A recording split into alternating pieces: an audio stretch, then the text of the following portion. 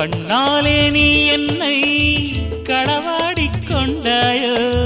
நெஞ்சத்தில் நீ என்றும் நிலையாக நின்றாயோ இது தினமும் தினமும் புதிதாய் தொடராதோ